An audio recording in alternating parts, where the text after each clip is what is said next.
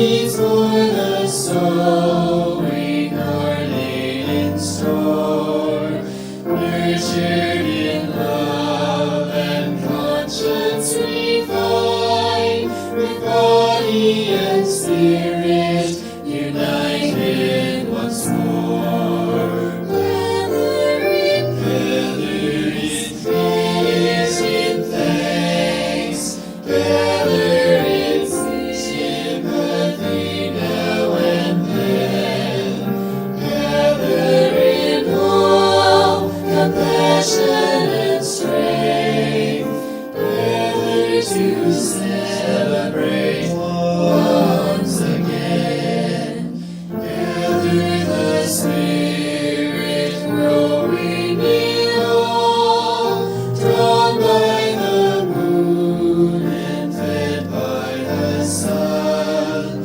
winter to spring and summer to fall, the chorus of life resounding in all. Gather in praise, in thanks, gather in sympathy now and then, gather in hope, compassion and strength, gather to celebrate once again.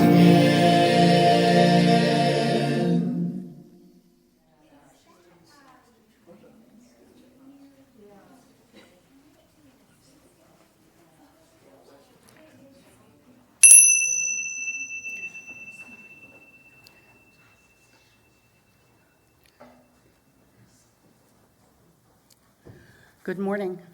Our prelude hymn, Gather the Spirit, calls us to gather in peace and gather in hope. Today we acknowledge with deep sadness and concern the United States bombing of Iran, as well as the wars in Ukraine, Gaza, and other countries around the globe. Let us take a minute of silence to gather together with hope for peace across our world community in these perilous times. I will bring you back with the chime.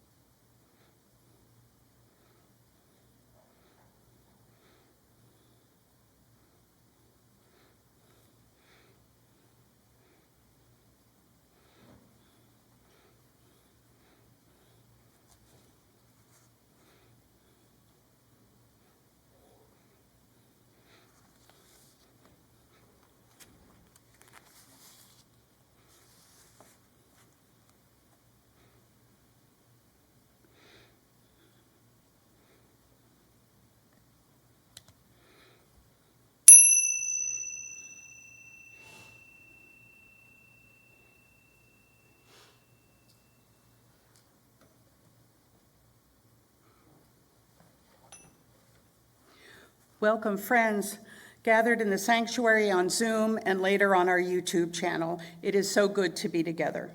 Welcome to the Unitarian Universalist Fellowship of Franklin, to the Smoky Mountains of Western North Carolina and Northeast Georgia, and the ancestral land of the Cherokee people. We've been a lay-lit congregation of progressive minds and caring connections for 53 years. My name is Mary Teslo, and I'm delighted to be your service leader this morning. We extend a warm welcome to those who may be visiting us today for the first time or returning after a while. We're glad you're with us and look forward to getting to know you better.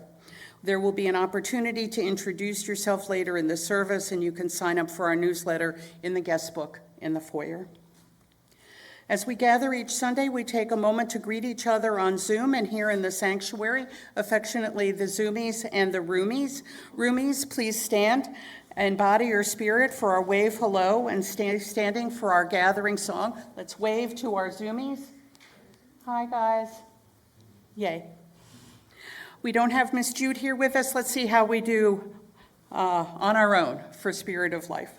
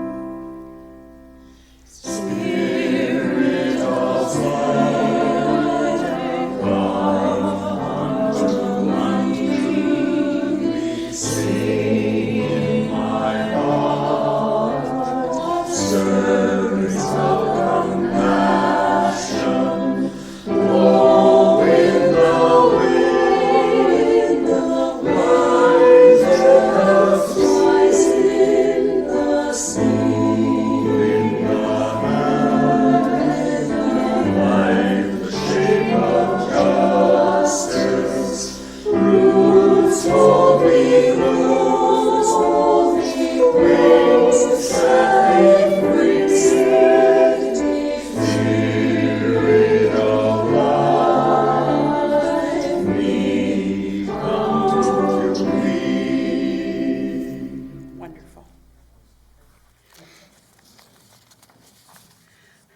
We appreciate our Sunday service team, Warren, Becky, Ben, Edgar, and Penny on Zoom. Also Karen for hospitality. Do we have announcements on Zoom this morning? Anybody? Hi, Caleb. Caleb, would you like to start? Hi, everyone. Can you hear me? Okay. So I'm glad to announce that I'm back on for hosting every Wednesday for Connect Up.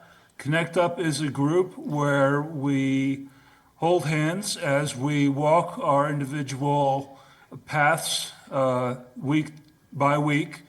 And this week, I'd like to challenge everyone when they come to bring either a pet, a drink, or maybe some tea, or a list of two things to share, two things that have happened to you during the course of the day or since you were last with us at Connect Up.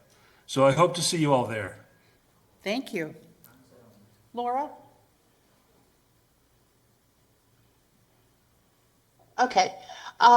Yes, next week, Tuesday, is the women's group, and at 12 o'clock. And I'm sorry I won't be able to make it, and I'm hoping somebody else can take the lead or open up. But please show up. Thank you. Wonderful, absolutely. And in the sanctuary, Don? Okay, I'll go back to it. Please, go ahead. Good morning, I'm Don Erickson. If you go downstairs this afternoon after service, you'll see that our sharing table is empty, that all of the things that people have brought in to share with us and to get a small donation to the fellowship, they're all gone. They've been welcomed by Reach and Habitat for Humanity, so the tables are empty. If anybody has anything else they find around the house they want to share, you're welcome to fill the tables up again. Thank you so much. Who did we have on Zoom? Joe. Oh, okay. Hi. Hi, Joe. Next Saturday, hi.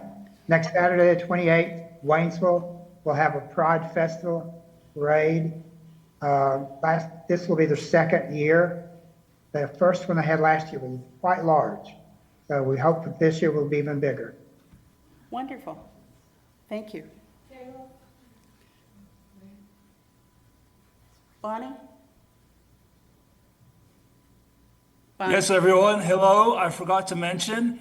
So now we are using the join meeting button on our UUView to launch you into the Connect meeting. And every other week we start at 12:10 because I end class at 12 noon.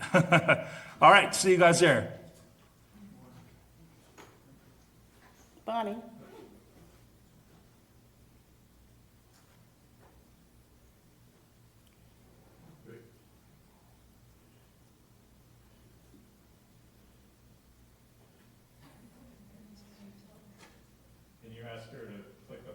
Unmute Bonnie, please. Thank you. I'm sorry. I'm doing a lot better with COVID. I'm weak and I can't talk right. But if I should be able to by Tuesday, Laura, I could help with the a lunch Zoom meeting for anybody that wants to attend. And I just want to, well, Mark's supposed to be there today, which is good. I really wish I could be there in person, and I miss everybody, basically. And the world is absolutely a crazy place to live in right now. Thank you. Thank you. Okay, we got everybody? Fabulous. Yeah. Please be sure to stay up to date by checking the UU View, our website, and the bulletin board downstairs in Celebration Hall. Our fellowship is a light for liberal religion in the mountains that values diversity and the richness it brings to our community. Our celebration of diversity is reflected in the variety of our Sunday services. In addition to different topics, our service sequence and length sometimes varies. We hope today's service enriches your journey of discovery. This morning, we honor our UU value of pluralism. We celebrate and learn from diverse cultures, theologies, and experiences in our free, responsible search for meaning as we explore and reflect on renewal and reincarnation today. Melody, you want to come help me, please, with the chalice?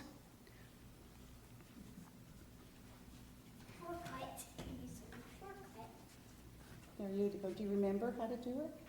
Did you push that button? There you go. How wonderful. Thank you. We light our chalice in the spirit of becoming, of lives unfolding again and again, of beginnings born from endings, of truths returning in new forms. As the flame rises, so too does the hope that we are never finished, always learning, always changing, always held in the great cycle of life. May this light remind us that what dies may yet be transformed, what is lost may yet be found, and what we are may bloom again in new seasons, in new stories, in new ways of being. Our opening words, indeed, we are born and reborn again in the renewal of love, in the rekindling of hope, and the rebirth of courage. Each day offers a new chance to begin again. Our opening hymn is number 1011 in the Teal hymnal, Return Again.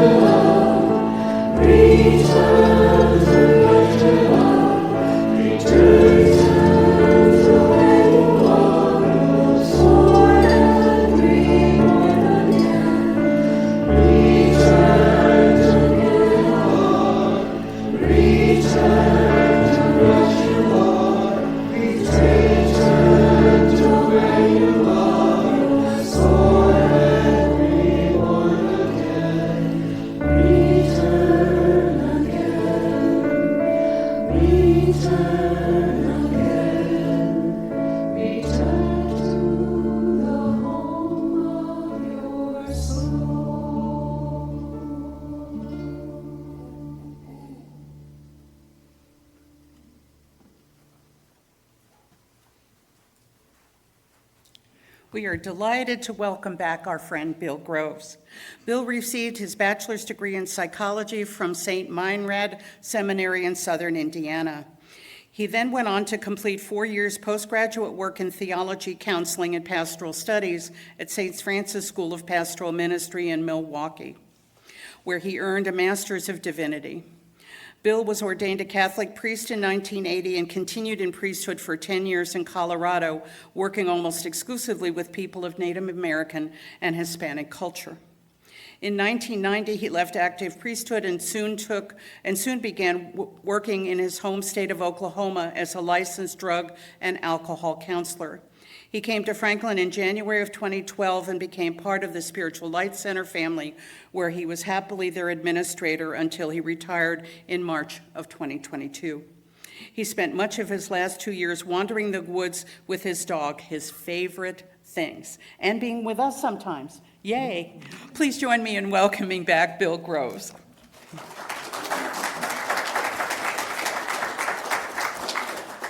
Thanks, Mary. As I walked in today from the parking lot, I was seeing all the little signs and banners and stuff that you guys have there, and I was like, yeah, this is where I belong. You know, this is the right place. I love it. Today I want to talk about something that's a fundamental belief that most of us, I suspect, share, and it's also a view that's common it's common in all the world religions, although in some religions it's censored, and that's reincarnation. It's interesting that, what was it? It was a 2021 Pew Research Center study came up with the statistic that 1/3 of Americans believe in reincarnation, which I thought that was interesting, since we're, a Western country, and still 1/3 of the people believe in reincarnation, which more than likely they either don't go to churches or they are having that belief outside of the church. I thought that was kind of interesting. Hi, Doug. Long time no see.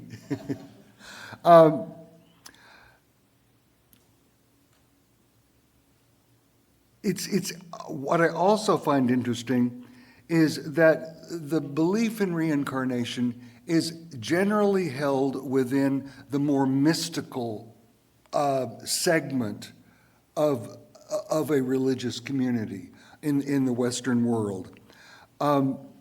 Western religions tend to be two-tiered, and that's that there is a truth for mystics who are spiritually minded, and then there's another set of belief for the laity or the common folks within that religion. In Judaism and Christianity and Islam, reincarnation has been a central and integral part, even though it has been relegated to the background, or else it has been hidden and believed in by a more mystical segment within that community.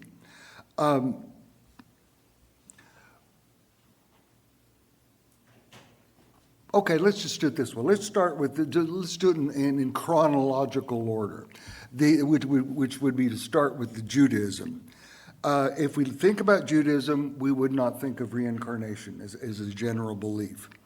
In modern times,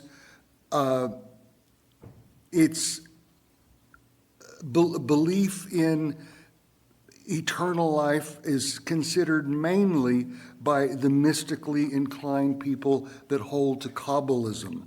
And that group, the Kabbalists, believe in reincarnation. If you asked a modern Jew, American Jew on the street, or a rabbi, they would more than likely reject the idea of reincarnation and possibly reject the concept of afterlife as well. But the Jewish Kabbalah, which is considered to be the hidden teachings of Moses, is at the mystical heart of Judaism, which goes back as far as ancient Egypt. And at that very belief is held the concept of reincarnation. How many people know what I mean when I say the Hasidic Jews? Yeah, you might see them with little, curly sideburns and the black hat and what do you call those kind of hats? Pork chop hat? What do you call those kind of hats they wear? Anyway, those and they're interesting folks, but they're taught not to speak to people, which I thought was kind of interesting. If you pass them on the street, speak to them, they generally won't converse with you. But they have a very firm belief in reincarnation. Today, if you would speak to a Jewish rabbi, generally they would consider practical or earthly matters, like questions of morality or ritual, and matters concerning the afterlife or the nature of God or spirituality have effectively become the exclusive domain of the Kabbalists or the Jewish mystics. Recently, they say, there's been a surge of interest in the Jewish Kabbalah. And I kind of hope that what that's going to end up being is a greater understanding of spirituality and reincarnation. And that's pretty much the side of the Jewish belief when it comes to reincarnation. Now, if you would go to the next one in the historical order, it would be Christianity. And we don't normally associate reincarnation with Christianity. However, if we look closely at the early history of Christianity, we'll discover that many, or I would say the vast majority, of early Christians definitely believed in reincarnation, including some very prominent figures in early Christianity. We know that at least a half or dozen or so of the early church fathers believed in reincarnation, like Clement, Origen, Justin Martyr, St. Gregory the Great, St. Jerome. I'm sure some of you, those names spark a bell for lots of you. And all of them very strongly believed in reincarnation.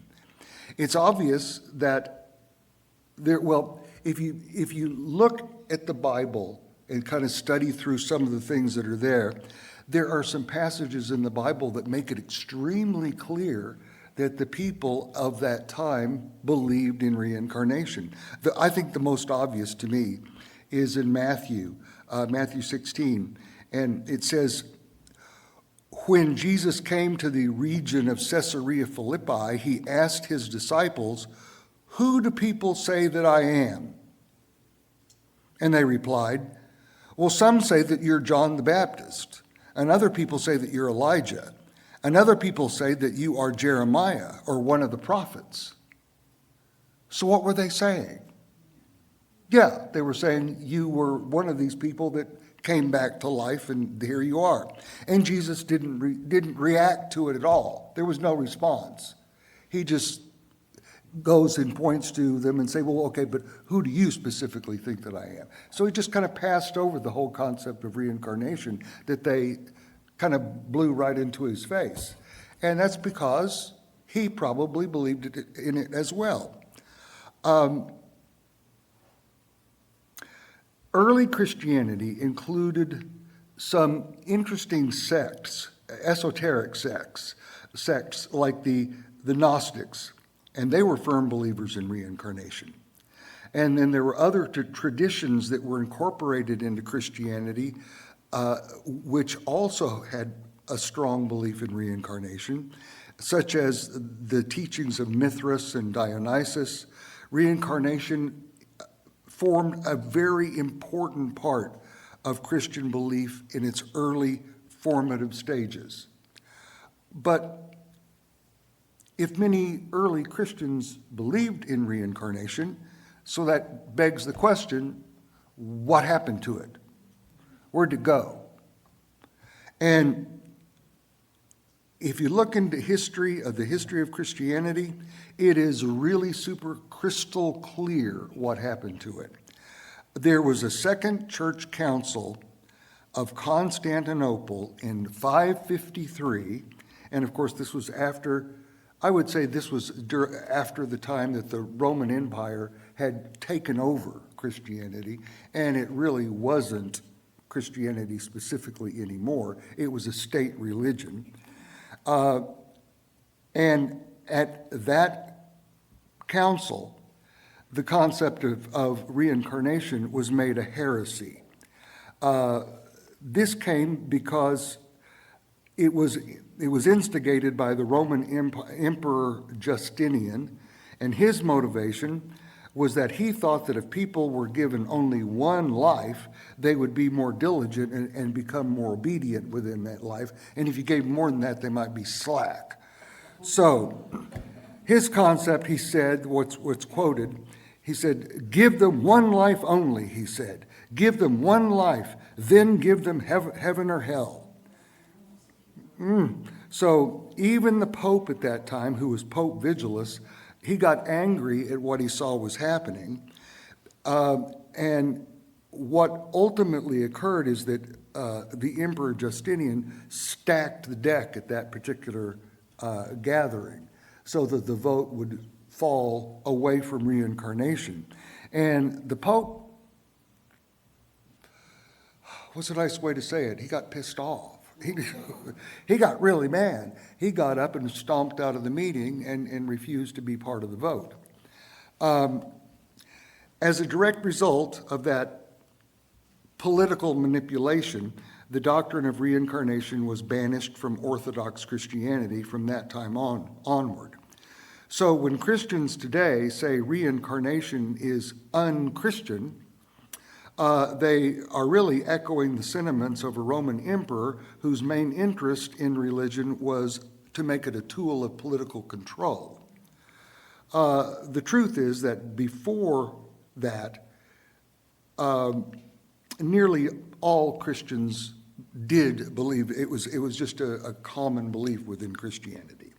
Okay, so if we go next in chronological order, what big religion would be next? Islam. Oh, you're so good, Mary.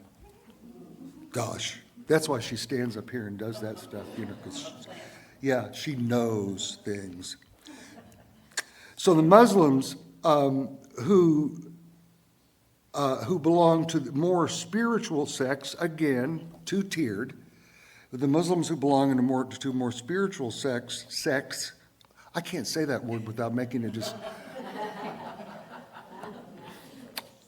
I'll try to practice my tongue here and so I say the right thing. It's interesting that the Arabic word for reincarnation comes from the word shirt. Think about that. It's something that can just be taken off and changed repeatedly. And that's where the word in Arabic for reincarnation comes along. The vast majority of Muslims, of course, today, they like Christians, they would believe in resurrection after one single life, and then going on to where their body would inhabit an ethereal world where they meet their family and dogs and all that kind of wonderful stuff. But that would be the end of it. So the Muslims, theirs is a little bit different. It's kind of interesting. The most widely accepted version of the afterlife in Islam is that after you die, you're interviewed in your grave by an angel. And depending on the answers that you give that angel, you're assigned to a temporary state of heaven or hell. And then at the end of time, you're resurrected with the body that you had in your previous life. And in that body, you, at the end of time, are assessed by Allah according to your deeds. And depending on the verdict that you have at that assessment, you are then sent to an eternal paradise or eternal hell. The Quran doesn't really make it clear one way or another whether it supports the idea of reincarnation or resurrection. It kind of dabbles around with both.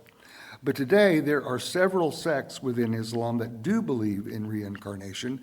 The Druze, the Islamis, the Alawis, the Alewi, the Yazidis, I think that's right, Yazidis. And I have as much trouble with that as I do sects. And various Sufi groups all believe in reincarnation. And even though most Muslims believe in resurrection, at the mystical heart of Islam is a firm belief in reincarnation. And I don't want to dig real deeply into the Eastern religions because they pretty much all accept reincarnation. So let's just kind of skip over that. But there's one little caveat in the Eastern religions where I can just see it in some little room somewhere in the East. They're arguing about this little concept. And this is going to go on forever, that they will argue about that. And that is whether, or the question that they have is, okay, we believe in reincarnation, but what is it that's reincarnating specifically? And they're still not real sure about that.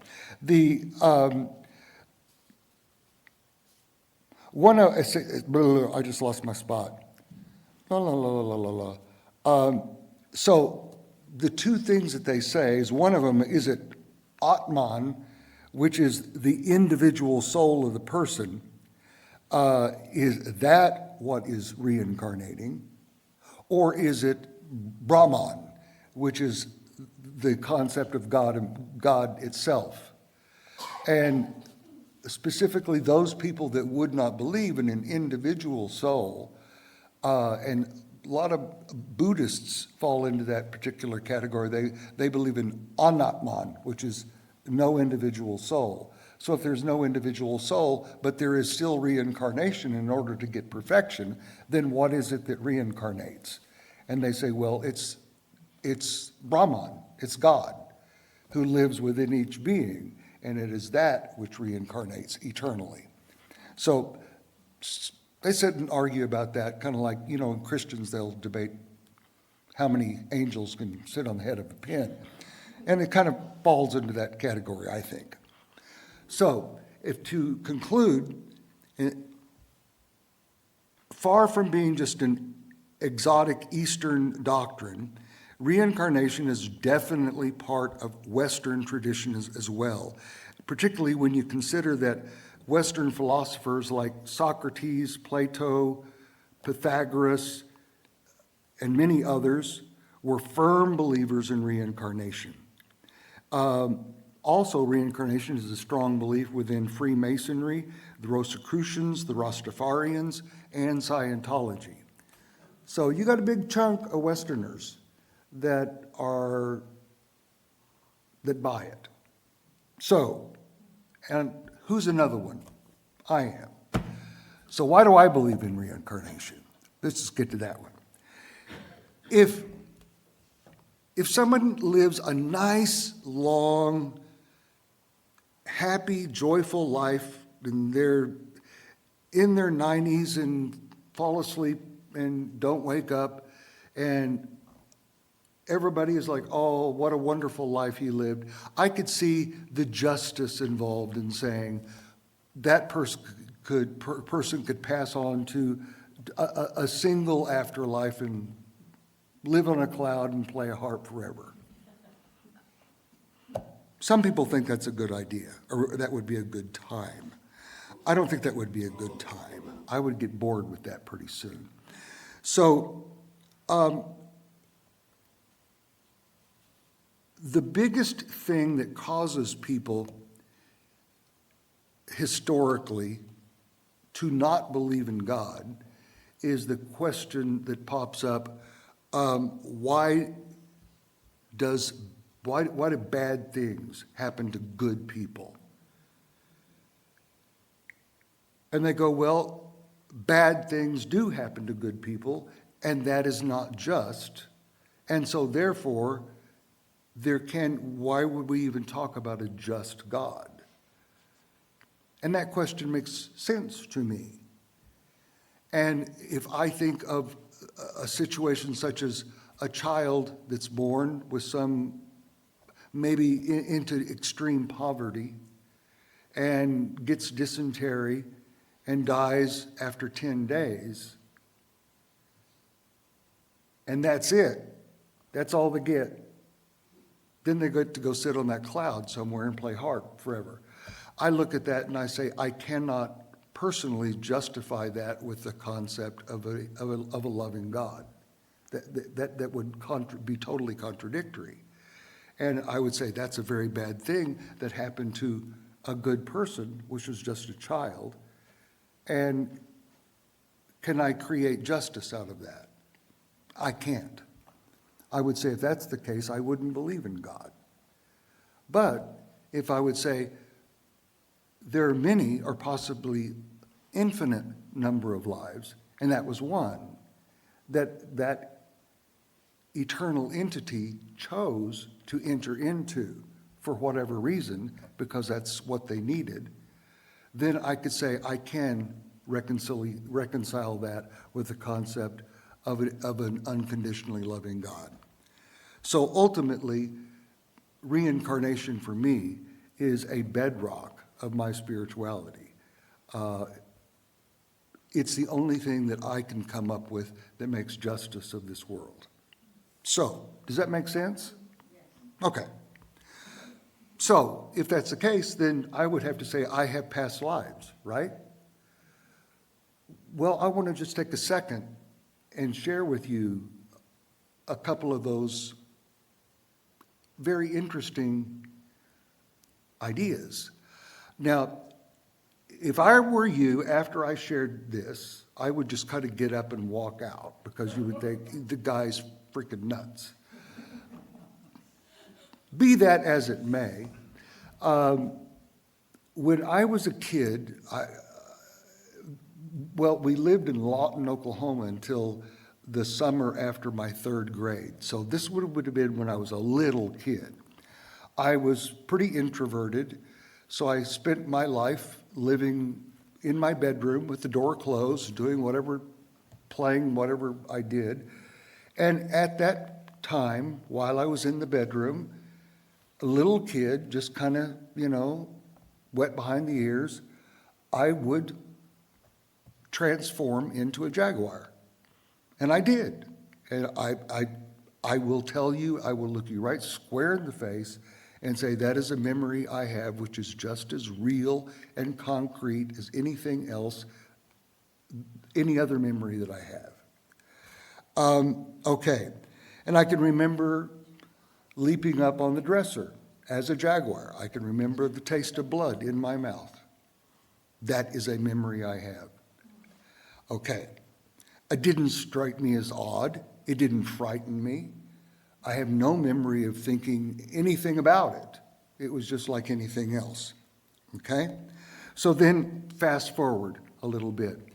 At this point, I would have been in my mid-30s, and I was a priest on the reservation in southwestern Colorado. And I like to rent movies. What is it, DVDs? No, VCRs. Yeah, VCR tapes. I'd go down and rent those at the movie rental place. And all of a sudden, if I realized that if something came on the screen that showed a native tribesman running through the jungle with a spear or whatever, I flipped out. I just went into a panic. And I had to pull the VCR out. I couldn't go any further. Or if it was a feral child raised in the jungle, I panicked. And I didn't know why. I could not go any further. Obviously, I was running across something that I couldn't accept. Okay, so zip forward again to not very long ago. I've been here 13 years, and it was only maybe about 5 or 6 years before I moved here. I've always loved tropical jungles, always. I just love them, which is probably one of the reasons I moved here, because it's real similar. I went, what was it called, the Biosfera Cielo, I forget what they call it. It was the northernmost tropical jungle, and it was not very far past, down into Mexico. And I'd spent some time hiking around there with my dog, and I was looking over this little balcony, and lo and behold, I saw a jaguar. And I just flipped out. And then I realized the jaguar was on a chain, and a man had him just like his little pet. And I went, oh my gosh, and I screamed down at him, and I says, I want to see your jaguar. I have to go see that jaguar. And he said, okay, but you can't bring the dog down here because he'll eat it. So took the dog, put it in the truck, ran down there, and when I got down there, there was about 5 or 6 Mexican people in a semicircle, just staring at this massive beast, but they were just terrified of it, and they're all leaning back like this. And I was just leaning forward, drooling, going, I have to touch that jaguar. And the man looked at me, and I could just remember every word. He said, you really want to get close to this jaguar, don't you? And I said, I can't stand it. I really have to. And he said, well, come on over here. He said, but I got to tell you, it's a fully adult male jaguar. I can't hold him back. If that jaguar wants to kill you, it will. And I said, I don't care. So I gave my camera to this other guy who started snapping pictures, and I've got all these pictures of me just holding this jaguar with my hand all the way inside its mouth. And it just turned into a kitten, just wanted to play. And I asked the man later, I says, how often do you let people do this? He says, I've had that jaguar for 3 years, and I've never let anyone touch it ever. Said, you're the first person I've ever let touch the jaguar. And I realized later that the man sensed that the jaguar wanted me to come over, and so he invited me based on that. Okay, fast forward again to the Spiritual Light Center. And I was around a table with some people. We were just chatting, and I was sharing these stories. And I had never, until I was in my mid-60s, shared the story of me turning into one when I was a child. So I was sharing these stories, and this woman looked up at me and she says, don't you get it? And I said, what? I don't know. Obviously, I don't get it. What are you talking about? And she said, you were a jaguar priest in your past life, and that's why you were so drawn to the priesthood.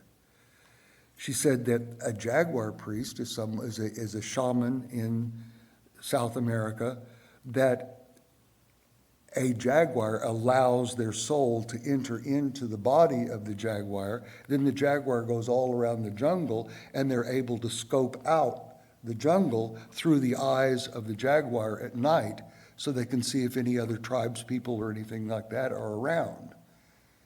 And said, that's what you were in your past life. That's why you turned into a jaguar as a child. That's why you were able to see things, see images of tribesmen, because it was bringing back a memory that you weren't ready to accept. And she said, that's why you were able to go up to that jaguar as an adult and be fully accepted. And I went, holy crap. I believe it. Now, this is your point where you can get up and walk out, because the guy's lost his mind. I've got some other, past lives I'm pretty sure of, like when I was a kid again, young, I had an obsession with being a surgeon. And so I'm pretty sure that I have memories of around the 700s of being an exploratory surgeon. And it all fits together. So, what was I going to say? That's it. It's kind of fun to go back and look and allow yourself to do some traveling back into past lives. It will help you to understand, make sense of your experiences in your current life. And you'll meet some crazy people if you do that who are going to have similar beliefs. So, get out and enjoy it. Love and blessings to all of you.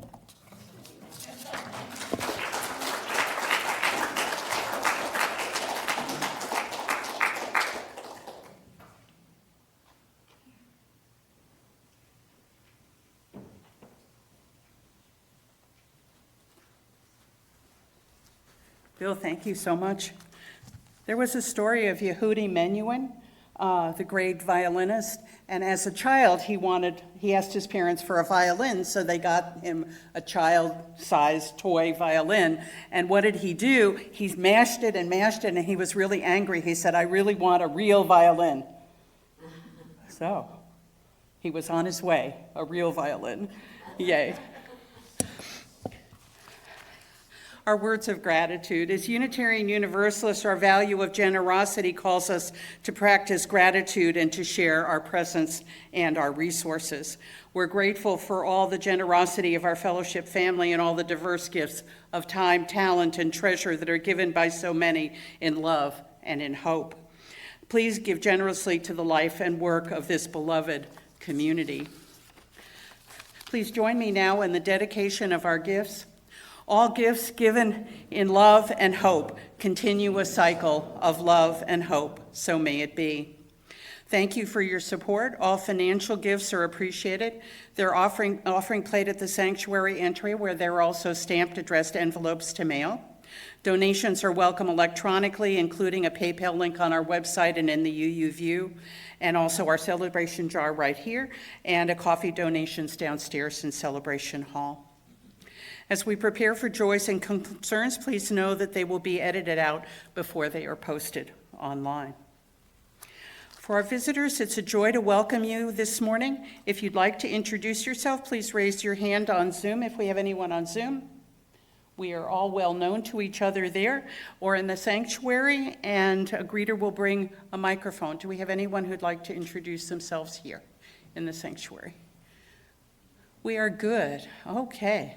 We'll look forward to getting to know each other, Zoom conversation or in Celebration Hall during coffee time. A pebble cast into a pond causes ripples that spread in all directions. We now open our hearts to one another. If you carry a joy, a celebration, a piece of good news, let us rejoice with you. If you carry a concern, a grief, a worry, or a pain, let us share the burden. If you would like, you're welcome to share a brief special joy or concern, and I'll drop a pebble into the water. We'll begin with those on Zoom. We'll follow with those in the sanctuary who can line up over here by the piano. So do we have anyone on Zoom?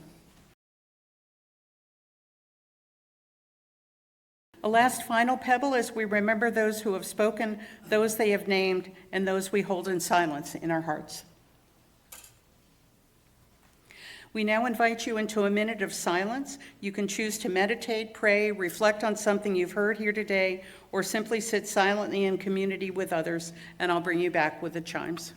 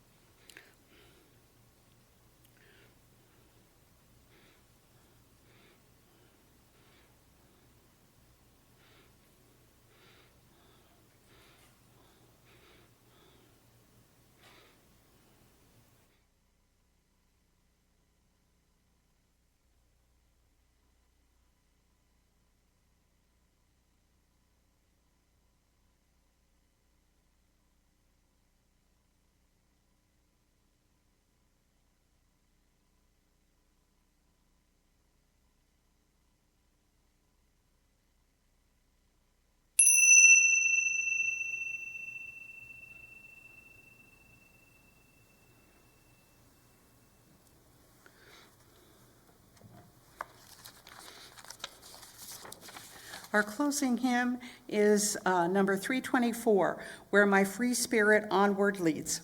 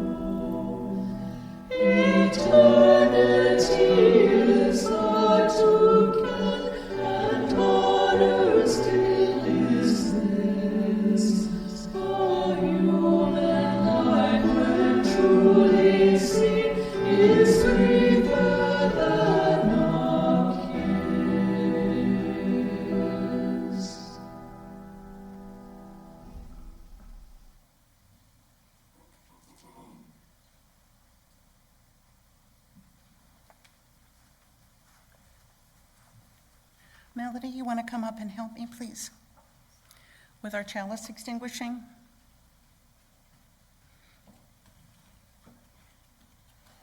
Thank you, thank you. You know this one, I'm sure. Though we extinguish this flame, we do not extinguish the light within us, nor the cycles that shape our lives.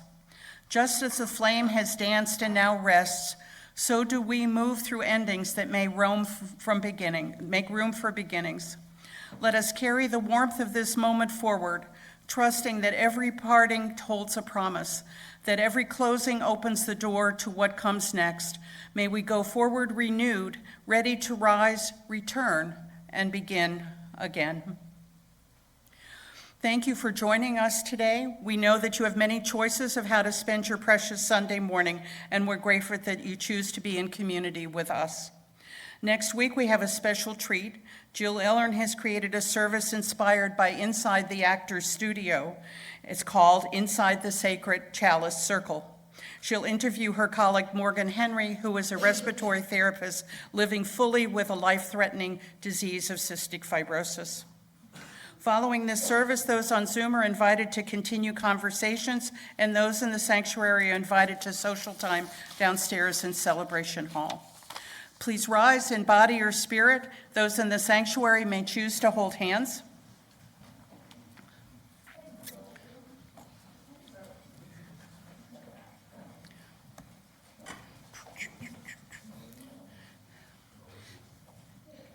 Melody, you want to come hold hands? We would love you to do that. Okay, you can hold hands with the animals. That'll be terrific. Okay. Love is the spirit of this fellowship, and community is its goal. This is our great covenant, to dwell together in peace, to seek the truth in love, and to help one another. So may it be. Now let's wave goodbye to the Zoomies by turning to your right and waving to the camera. Yay, folks. We're so glad that you're